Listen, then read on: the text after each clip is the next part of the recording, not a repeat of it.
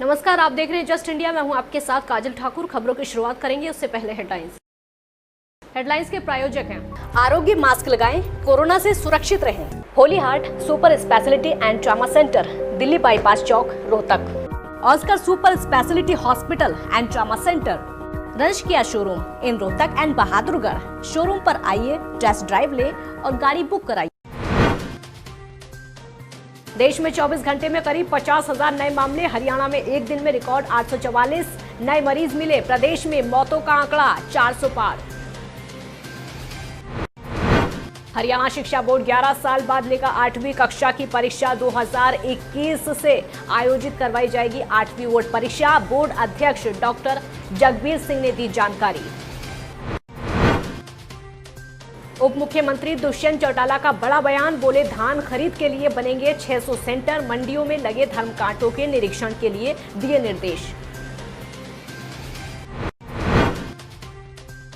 और खेलो इंडिया 2021 को लेकर खेल राज्य मंत्री ने दिए निर्देश, बोले खिलाड़ियों के रहने और खाने की होगी उत्तम व्यवस्था। पंचकुला के ताऊ देवीलाल खेल परिसर में होगा आयोजन। भारत में कोरोना वायरस के मामलों में लगातार इजाफा होता जा रहा है। देश में कुल संक्रमितों की संख्या 15 लाख के करीब पहुंच गई है और वहीं मौत का आंकड़ा भी लगातार तेजी से बढ़ता जा रहा है। पिछले 24 घंटों में 47,400 से ज्यादा मामले सामने आए। वहीं 654 लोगों की मौत हो गई। ये मौत की संख्या आज दुनिया में सबसे ज्यादा है। अमेरिका और ब्राजील में आज भारत से कम मौतें हुई हैं। अमेरिका और ब्राजील में पिछले 24 घंटे में 577 और 627 मौतें हुई हैं। स्वास्थ्य मंत्रालय के ताज़ा आंकड़ों के मुताबिक भारत में अब तक 14,83,557 से ज़्यादा लोग सामने आ चुके हैं। और आपको ये भी बता दें कि लगातार संक्रमितों की जो संख्या है वो बढ़ती जा रही है। हरियाणा की अगर बात करें तो यहाँ पर भी एक दिन में रिकॉर्ड 844 नए मामले सामने आए हैं। इनमें सबसे ज़्यादा फरीदाबाद में 218, गुरुग्राम में 108 और रेवाड़ी में 91 मरीज मिले हैं और मौत का आंकड़ा 400 पार। हरियाणा विद्यालय शिक्षा बोर्ड भिवानी की तरफ से शैक्षिक सत्र 2020-21 से 8वीं की बोर्ड परीक्षा आयोजित करवाई जाएगी, जिसके लिए बोर्ड की तरफ से परीक्षा संबंधित पूरी तैयारियां शुरू कर दी गई हैं। इसकी जानकारी देते हुए खुद बोर्ड अध्यक्ष डॉक्टर जगबीर सिंह और सचिव राजीव प्रसाद ने बताया कि हरियाणा सरकार के निर्देश के अनुसार हरियाणा निःशुल्क एवं अनिवार्य बाल शिक्षा का अधिकार अधिनियम 2011 में बदलाव करके पूरे प्रदेश में 8वीं की बोर्ड परीक्षा आयोजित करवाई जाएगी। उन्होंने बताया कि शिक्षा बोर्ड के द्वारा 8वीं बोर्ड परीक्षा अंतिम बार साल 2010 में संचालित करवाई गई थी। इस परीक्षा में 3,67,247 परीक्षार्थी प्रविष्ट हुए थे, जिसमें 3,44,698 परीक्षार्थी उत्तीर्ण हुए थे। अब तकरीबन 10 साल के लंबे अंतराल के बाद फिर से शिक्षा बोर्ड की तरफ से इस परीक्षा का आयोजन होने जा रहा है। उन्होंने आगे बताया कि शैक्षिक सत्र 2020-21 से शुरू होने वाली 8वीं की बोर्ड परीक्षा से संबंधित तैयारियों पर 28 जुलाई को बोर्ड मुख्यालय के सभागार में एक बैठक का आयोजन किया गया और अधिकारियों कर्मचारियों को आवश्यक दिशा निर्देश भी इसको लेकर दे दिए गए हैं। हरियाणा के किसानों को धान बेचने के लिए किसी तरह की परेशानी ना हो, इसके लिए हर उचित कदम उठाया जाए। धान खरीद के लिए अनाज मंडियों में तौल के लिए प्रयोग की जाने वाले धर्मकांटों का 15 दिन के अंदर निरीक्षण करें। ये निर्देश हरियाणा के उप मुख्यमंत्री दुष्यंत चौटाला ने सीजन 2020-21 के लिए धान और बाजरा की खरीद करने के लिए की गई तैयारियों के आयोजित समीक्षा बैठक में अधिकारियों को निर्देश दिए। इस मौके पर खाद्य नागरिक एवं उपभोक्ता मामले विभाग के अतिरिक्त मुख्य सचिव पीके दास, हरियाणा राज्य कृषि एवं विपणन बोर्ड के मुख्य प्रशासक सुमेधा कटारिया, खाद्य नागरिक एवं उपभोक्ता मामले विभाग के निदेशक चंद्रशेखर खरे समेत अन्य वरिष्ठ अधिकारी मौजूद रहे। दुष्यंत चौटाला ने कहा कि फसल खरीद के समय धर्मकांटों पर तौल को लेकर किसानों की आमतौर पर शिकायतें रहती हैं, इसलिए अधिकारी अगले 15 दिनों में सभी मंडियों में इन धर्मकांटों का निरीक्षण करें और जहां पर भी गड़बड़ी दिखाई दे उसको ठीक किया जाए। उप मुख्यमंत्री ने अधिकारियों को निर्देश दिए हैं कि खरीफ सीजन 2020-21 के दौरान किसानों को अपनी धान और बाजरे की फसल बेचने के लिए किसी भी तरह की परेशानी नहीं उठानी पड़ेगी। इस दिशा में कदम उठाए जाएं। हरियाणा के खेल एवं युवा मामले के राज्य मंत्री संदीप सिंह ने केंद्र सरकार की तरफ से खेलो इंडिया 2021 के चौथे संस्करण के आयोजन की हरियाणा को दी गई मेजबानी पर तैयारियां शुरू करने के अधिकारियों को निर्देश दे दिए हैं। बैठक में संदीप सिंह ने अधिकारियों को निर्देश दिए हैं कि प्रदेश में होने वाले आयोजन में किसी भी प्रकार की कमी नहीं रहनी चाहिए। खेल मंत्री ने यह भी बताया कि खेलो इंडिया 2021 की ज़्यादातर प्रतियोगिताएं पंचकुला के ताऊ देवीलाल खेल परिसर में करवाई जाएंगी। खेलो इंडिया प्रतियोगिता में 25,000 से ज़्यादा खिलाड़ियों के हिस्सा लेने की संभावना है।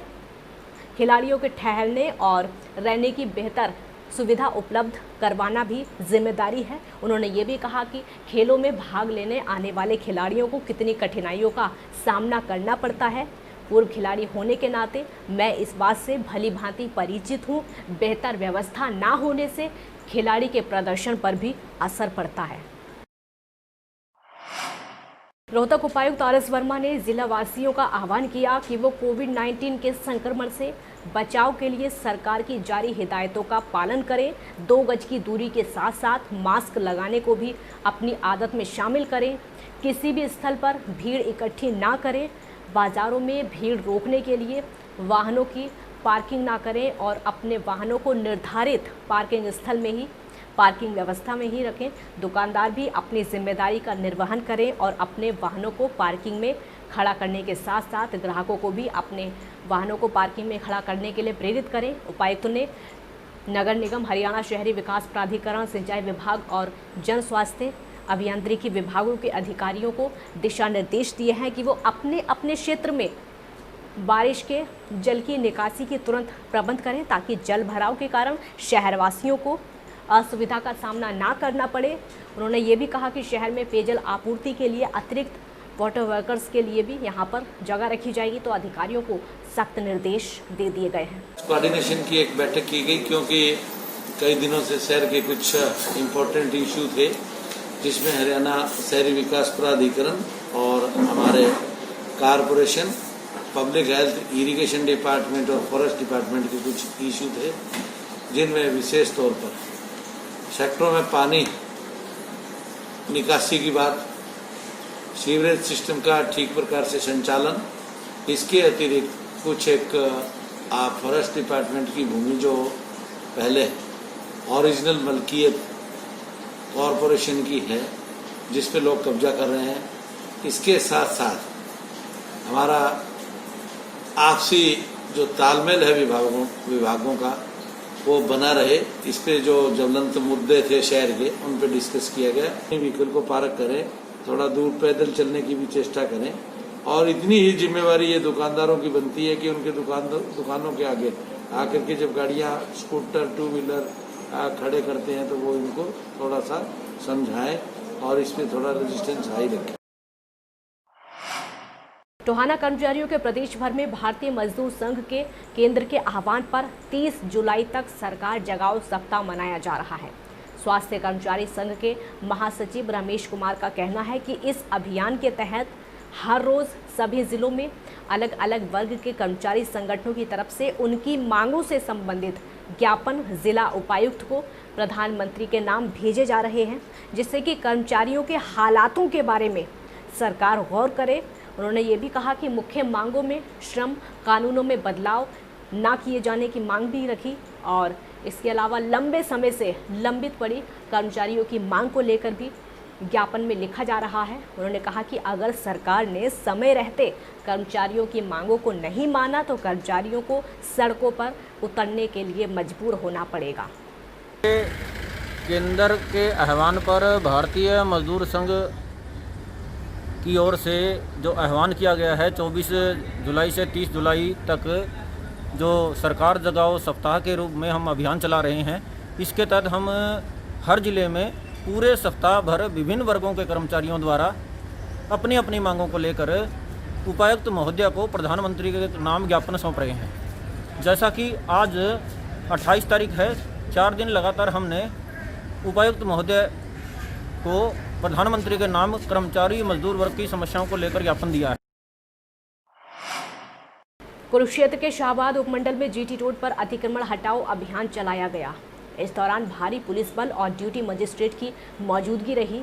वहीं अतिक्रमण हटाने पर लोगों का कहना है कि उन्हें सामान निकालने का भी समय नहीं दिया गया और उनका सब कुछ उजाड़ दिया गया है, जिससे उनका हज़ारों का नुकसान हो गया है। वहीं ड्यूटी मजिस्ट्रेट का कहना है कि उपायुक्त के आदेश के अनुसार ये कब्जे हटाए गए हैं। इसके लिए सबको पहले ही चेताया गया था। नियम के अनुसार कार्रवाई की गई है। तो पहले इनको बताया गया था, बार बार अनाउंसमेंट की गई थी, इनको चेताया गया था, बार बार कहा था अपना सामान उठा लो, लेकिन उसके बावजूद भी इन्होंने सामान नहीं उठाया। तो यह कार्रवाई बिल्कुल बिल्कुल सरकार इसके बारे में, नजायज कब्जा के बारे में सरकार सोच सकता है, और यदि फिर ये गलती ऐसा करेंगे तो इनके खिलाफ मुकदमा भी दर्ज होगा और ये नजायज कब्जे भी उठवाए जाएंगे। तो क्या संदेश रहेगा आपका जनता से सर? जनता से संदेश यही है कि भी आप नजायज कब्जे ना करो, नियमानुसार अपना जहाँ भी उनका पड़ता है वहाँ बैठो।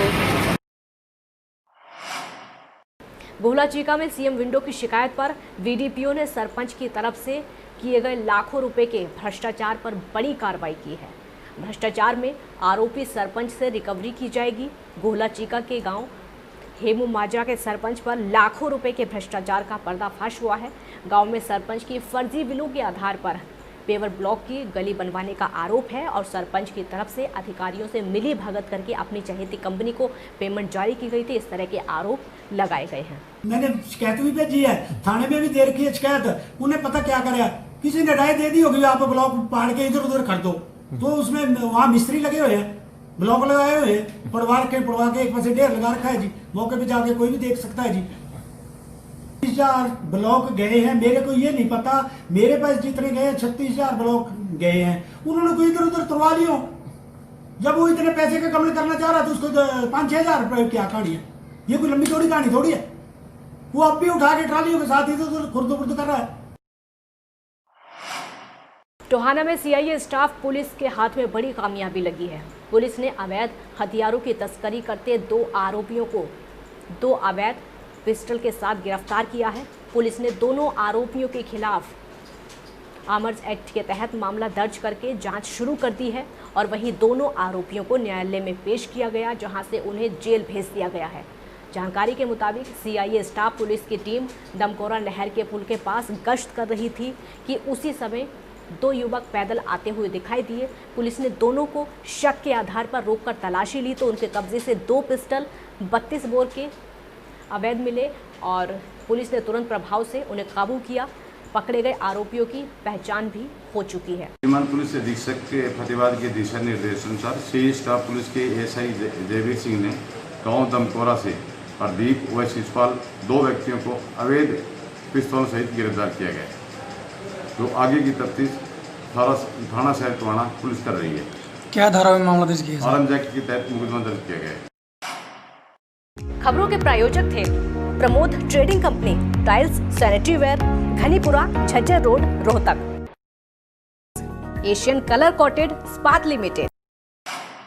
Be Fast Fit, India's fastest growing fitness chain, now at Rohtak D Park.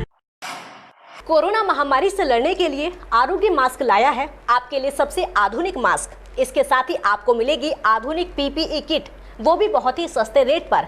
contact@arogyamask.com पर जाएं और हमसे संपर्क करें या फिर www.arogyamask.com से जुड़ें। इसके साथ ही आप हमें कॉल कर सकते हैं। हमारा पता है Anand international, plot number 181, sector 25, Panipat, Haryana.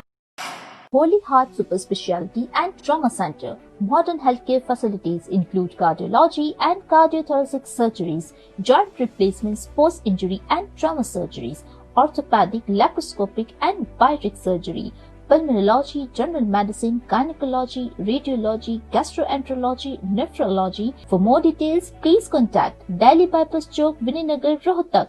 Our helpline 93067222176.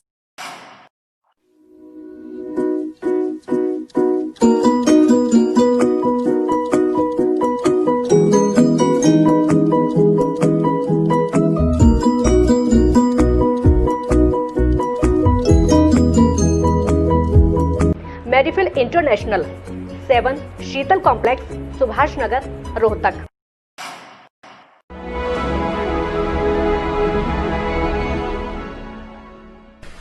चाचा, आपने नया घर बनवाया है तो घर की छत पर कौन सी शीट लगवाई है? बेटा मैंने अपने घर की छत पर एशियन शीट लगवाई है क्योंकि वो कभी न मिटने वाले ओरिजिनल निशान की चादरें हैं। साथ में ISI का चिन्ह, 5 साल की वारंटी के साथ साथ पैसों का सही मूल्य देने वाली वही इकलौती शीट्स है। क्योंकि नाम नहीं पहचान जरूरी है। खबरों में फिलहाल इतना ही। देखते रहिए जस्ट इंडिया। नमस्कार।